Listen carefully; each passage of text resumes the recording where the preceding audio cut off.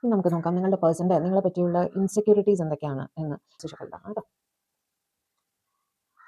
2 of swords, 2 of cups, 10 of pentacles, the star, 3 of wands, chariot, lovers. Okay, ആദ്യമായിട്ട് നിങ്ങൾക്ക് മറ്റാരോടെങ്കിലും സ്നേഹം തോന്നുമോ എന്നുള്ള ഒരു ഇൻസെക്യൂരിറ്റി തീർച്ചയായും നിങ്ങളുടെ പേഴ്സൺ ഉണ്ട് എന്ന് കാണുന്നു.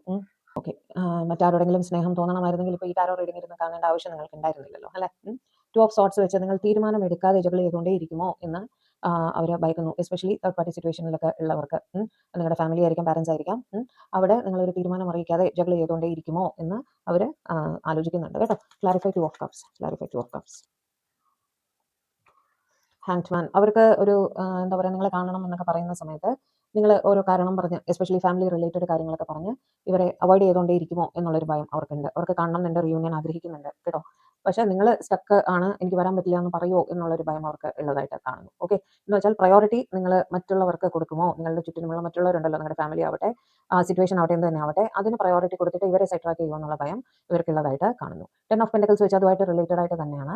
നിങ്ങളുടെ ഫാമിലിക്ക് നിങ്ങൾ ഇവരെക്കാൾ കൂടുതൽ പ്രയോറിറ്റി കൊടുക്കും എന്നുള്ളൊരു ഭയം അവർക്കുണ്ട് കേട്ടോ. ഈ ഫാമിലി എന്ന് പറയുന്നത് ഒന്നുകിൽ നിങ്ങൾ മാരീഡ് ആണെങ്കിൽ നിങ്ങളുടെ സ്പൗസ് ആയിരിക്കാം, അല്ലെങ്കിൽ നിങ്ങളുടെ എക്സ്റ്റെൻഡഡ് ഫാമിലി, പാരൻസ്, അവിടെ അങ്ങനെയൊക്കെ റെസ്പോൺസിബിലിറ്റീസിന് കൂടുതൽ പ്രയോറിറ്റി കൊടുത്ത് ഇവരെ സൈഡ് ട്രാക്ക് ചെയ്യുമോ എന്നുള്ളൊരു ഭയം അവർക്കുണ്ട്. Okay, clarify the star. എനിക്ക് അവിടെ എന്താ ഫീൽ ചെയ്യുന്നറിയോ, സ്റ്റാറിൻ്റെ ഇത് വെച്ചിട്ട് അവർ വിചാരിക്കുന്നത് നിങ്ങൾ അവരെക്കാൾ ഉയർന്ന ഒരു സിറ്റുവേഷനിലാണ്. 8 ഓഫ് കപ്സ് അത് തന്നെയാണ്. നിങ്ങൾ അവരെക്കാൾ മെച്ചപ്പെട്ട ഒരു സ്ഥിതിയിലാണ്. ഓക്കെ, ജോലി സംബന്ധമായിട്ടാവട്ടെ, നിങ്ങളുടെ പേഴ്സണാലിറ്റി ആവട്ടെ.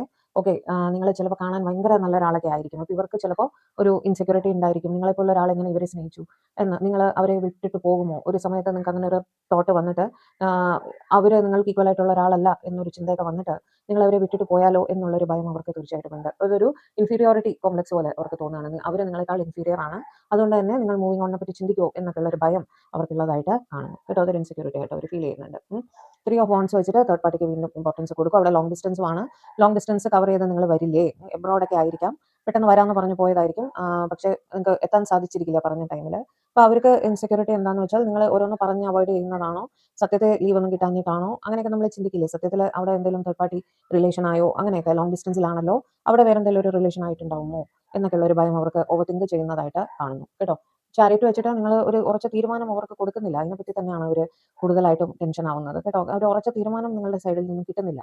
അപ്പോൾ ഓരോ കാരണങ്ങൾ പറഞ്ഞ് നിങ്ങളിങ്ങനെ ഡിലേ ആക്കുകയായിരിക്കും. അതെന്തുകൊണ്ടാണ്, എന്താ ഇനി അവർ വിട്ടിട്ട് പോകാനുള്ള ഒരു ആലോചനയിലാണോ എന്നൊക്കെയുള്ള ഒരു ചിന്ത അവർക്ക് അവരെ ഇൻസെക്യൂർ ആക്കുന്നതായിട്ട് കാണുന്നുണ്ട്. ജഗ്ലിംഗ് സിറ്റുവേഷൻ ആണെങ്കിൽ എന്തായാലും എന്തെങ്കിലും ഒരു തീരുമാനം അവരെ അറിയിക്കുക, ഈ കൺഫ്യൂഷൻ ഒഴിവാക്കാമല്ലോ.